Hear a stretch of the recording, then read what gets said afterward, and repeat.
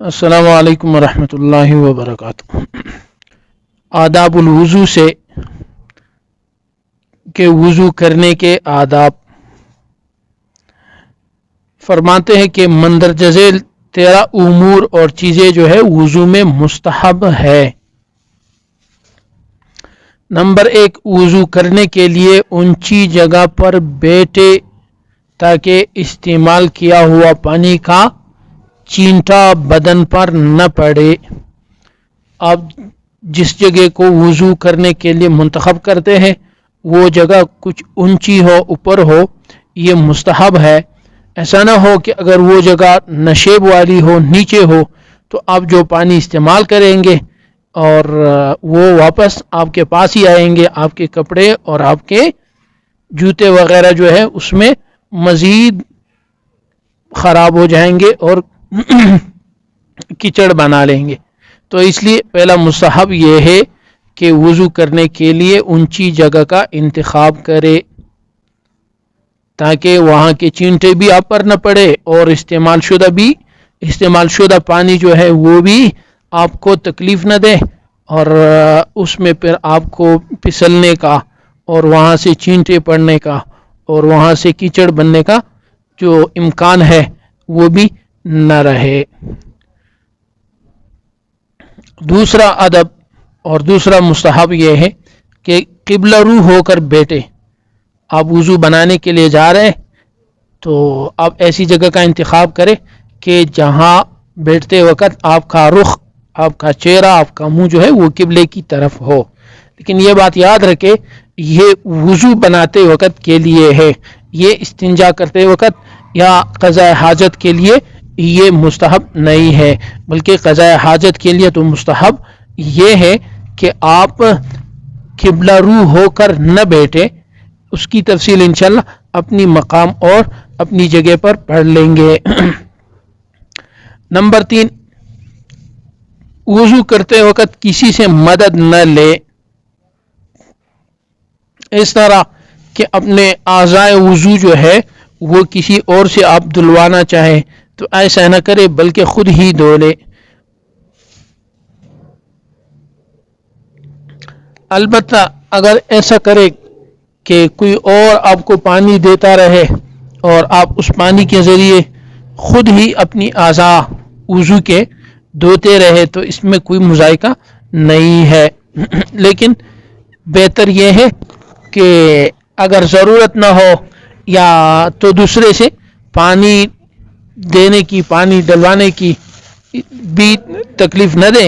اگر وہ دوسرا بندہ اصرار کرے، کوئی عالم دین ہے، کوئی استاد ہے، والدین ہے، اگر ان کو اپنی اولاد جو ہے وہ مجبور کرے کہ نہیں وضو کے لیے پانی آپ کے ہاتھ پر یا پاؤں پر یا آپ کے ہاتھ میں ہی ڈلواتا جاؤں گا لوٹے وغیرہ سے، باقی آپ اپنے اعضاء کو، چہرے کو، ہاتھ کو، پاؤں کو مل لے، یہ آپ کا کام ہے۔ یہ ہوا تیسرا مستحب۔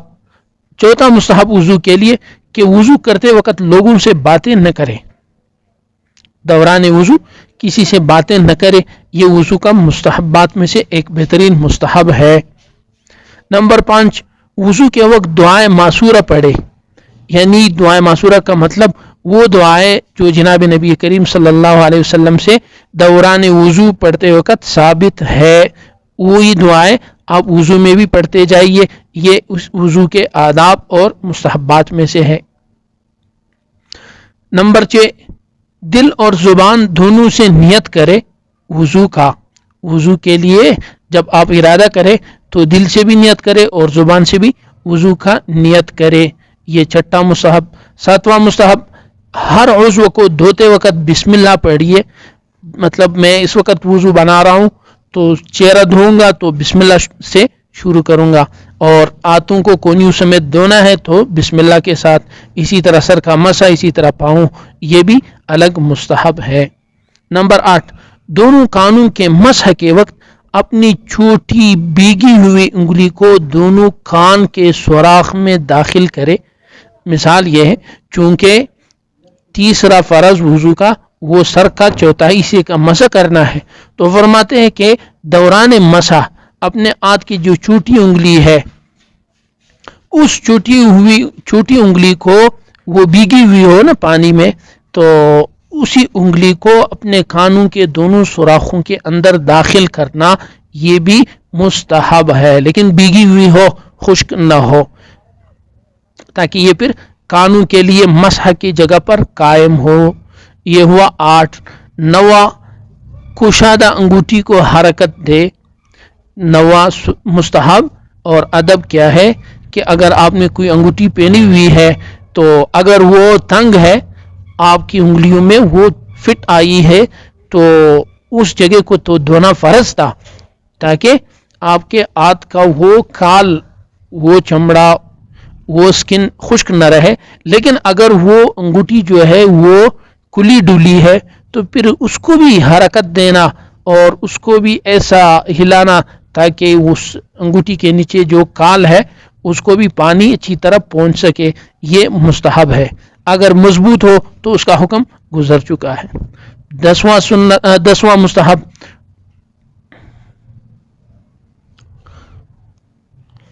तो लिखा है कि रही बात तंग अंगूठी की, तो वो वुजू को दुरुस्त करने के लिए इसका हिलाना ज़रूरी है। यानी आपका वुजू दुरुस्त उस वक़्त होगा जब आप उस अंगूठी को हिलाएंगे और उस काल को जो अंगूठी के नीचे है उसको तर करना और उसको धोना लाजिमी है। वुजू दुरुस्त तब होगा जब आप ऐसे करेंगे। और 10वां सुन्नत, कुल्ली और नाक में पानी डालने के लिए दाहिने हाथ से पानी ले। 10वां मुस्तहब ये है, 10वां अदब ये है कि जब आप कुल्ली करना चाहे, मुंह में पानी डालना चाहे और नाक में पानी डालने के लिए आप किस हाथ को इस्तेमाल करें, तो इसके लिए दाएं हाथ को इस्तेमाल करें। और ये दाएं हाथ इस्तेमाल करना ये मुस्तहब है। कुल्ली के लिए तो चूंकि दाएं हाथ से आप पानी जो है मुंह में डालेंगे, फिर उसी दाएं हाथ से अगर मुसवाक ना हो अपने दांतों को आप उंगलियों से मल लेंगे, ये तो बहुत बेहतरीन। और नाक में पानी डालते वक्त जब आप नाक साफ करेंगे, नाक झाड़ना चाहेंगे, तो उसके लिए पानी जो है दाएं हाथ से ले और बाएं हाथ से आप नाक को साफ करें। इसमें बहुत फायदे, जबरदस्त और बेहतरीन फायदा एक ही है कि इसमें दाएं हाथ से आप पानी डालेंगे, बाएं हाथ से जो है नाक को आप साफ करेंगे, तो इसमें अगर बार बार आप बाएं हाथ से ही पानी डालेंगे तो फिर इसमें एक मर्तबा आप बाएं हाथ से पानी उठा ले अपने नाक को साफ करने के लिए, फिर उसी बाएं हाथ से आप नाक साफ करें, फिर उसी बाएं हाथ को फिर दोबारा धोना पड़ेगा ना। जब इसको आप दोबारा धोएंगे फिर इससे आपने साफ पानी उठाना है, तो इसमें पानी का ज़िया भी हुआ और खिलाफ अदब भी हुआ। अदब यह है कि आप दाएं हाथ से नाक के लिए पानी उठाए और बाएं हाथ से उस नाक को झाड़ दे, साफ कर दे, ये एक अलग मुस्तहब हुआ। नंबर 11, नाक की गंदगी को दूर करने के लिए बाएं हाथ का इस्तेमाल करें। देखो वहां पानी का तरीका बतला रहे थे और यहाँ जो है उस नाक की जो नापाकी है, गंदगी है, उसको दूर करने के लिए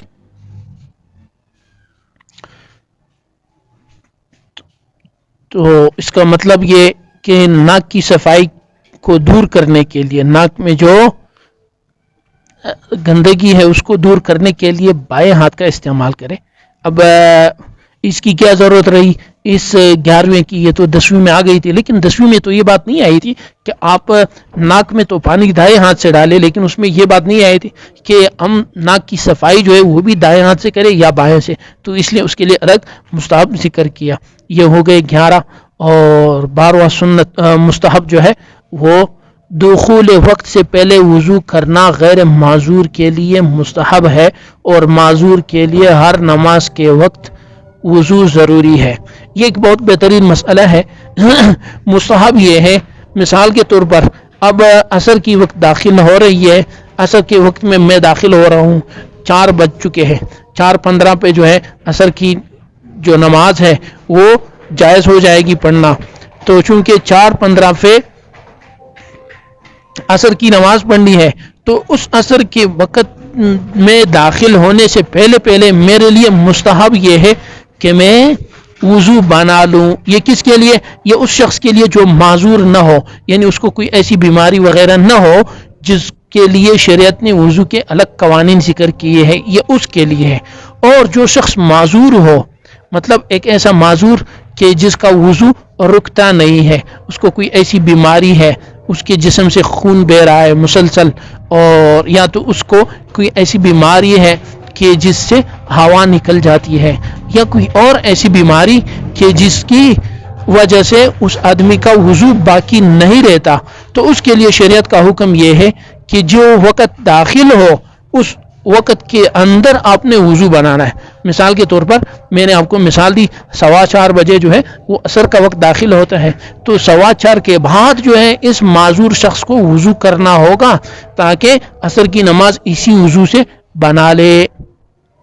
اور پھر اگر مغرب کا وقت داخل ہوا تو اس معذور شخص کا وضو خود بخود، شریعت کی طرف سے فیصلہ ہے، اس کا وضو ٹوٹ چکا، اس کا پہلا والا وضو کالعدم ہے، اب اس نے مغرب کے وقت میں داخل ہو کر وضو بنانا ہے، چونکہ شریعت نے اس کے لیے ترتیب یہ بنائی ہے کہ آپ اسی وقت میں جس وقت کی نماز آپ پڑھنا چاہیں گے اسی وقت میں وضو بنا لے، پھر اسی وضو سے آپ نماز پڑھنا چاہے، آپ تہجد پڑھنا چاہے، آپ تلاوت کرنا چاہے، آپ مزید وہ کام کرنا چاہے جن کے لیے وضو لازمی ہے، تو اسی ایک وضو سے آپ وہ کر سکتے ہیں۔ لیکن شرط یہ ہے کہ جس بیماری کی وجہ سے اس شخص کو معذور قرار دیا گیا ہے، اس بیماری کے علاوہ کوئی اور ایسی بیماری، ایسی مجبوری اس معذور کو لاحق نہ ہو جس سے وضو ٹوٹتا ہو۔ مثال کے طور پر ایک آدمی ہے، اس کو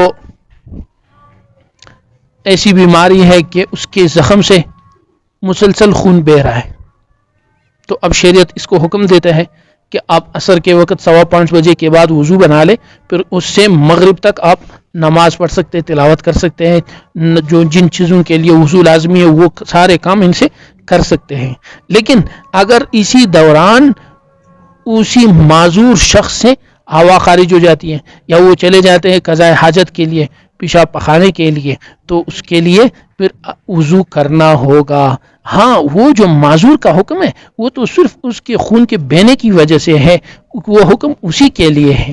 بس یہ تفصیل تھی اس مسئلے میں، اللہ تعالی ہمیں سمجھنے کی توفیق عطا فرمائے۔ اور آخری مستحب پڑھیں گے، فرماتے ہیں کہ جب وضو سے فارغ ہو جائے تو قبلے کی طرف رخ کر کے یہ دعا پڑھے کہ اشہد ان لا الہ الا اللہ وحدہ لا شریک لہ واشہد ان محمدا عبدہ ورسولہ اللہم اجعلنی من التوابین واجعلنی من المتطہرین۔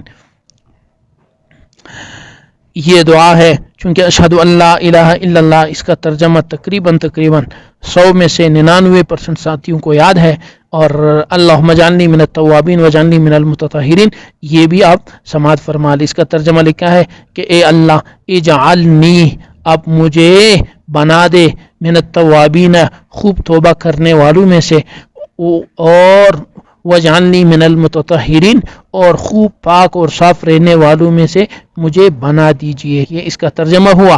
اللہ تعالی ہمیں ان آداب کا خیال رکھنے کی توفیق عطا فرمائے، اور ان کا آسان سا طریقہ یہ ہے کہ ہم جب وضو بنائیں گے تو ان آداب کو 1 یا 2 دن ازبر یاد کریں اور ان پر عمل کریں۔ جب عمل کریں گے وضو تو ہم نے ویسے ہی بنانا ہے، جب وضو بنانا ہی ہے تو پھر ان کو مستحبات کے ساتھ اور ان کے فرائض کا، ان کے سنن کا، ان کے مستحبات کا، ان کا خیال رکھ کر کیوں ہم نے بنائے، تاکہ ہمارے وضو جو ہے وہ آپ صلی اللہ علیہ وسلم کی بتلائی ہوئی طریقے کے مطابق کیوں نہ بنے۔ تو اس کا فائدہ یہ ہوگا کہ جب ہم مسلسل اس طریقوں پر عمل کریں گے پھر ہمیں یاد کرنے کی ضرورت نہیں ہے کہ مستحبات کتنے ہیں، فرائض کتنے ہیں، اور اس کے بعد نواقص کتنے ہیں، شرائط کتنے ہیں، سنن کتنے ہیں۔ بس جب ہم ہر دن اس پر عمل کریں گے، دن میں ہم 3 مرتبہ 4 مرتبہ 5 مرتبہ وضو بنائیں گے تو 5 مرتبہ اس پر عمل ہوا۔ جب 5 مرتبہ اس پر عمل ہوا تو پھر انسان کبھی بھی نہیں بھولتا۔ لیکن اگر پھر بھی کوئی اس کو زبانی یاد رکھے تو یہ تو نور علی نور ہے۔ اللہ تعالی ہمیں حق بولنے، حق سمجھنے، حق اپنانے اور حق پر عمل کی توفیق عطا فرمائے۔ السلام علیکم ورحمۃ اللہ۔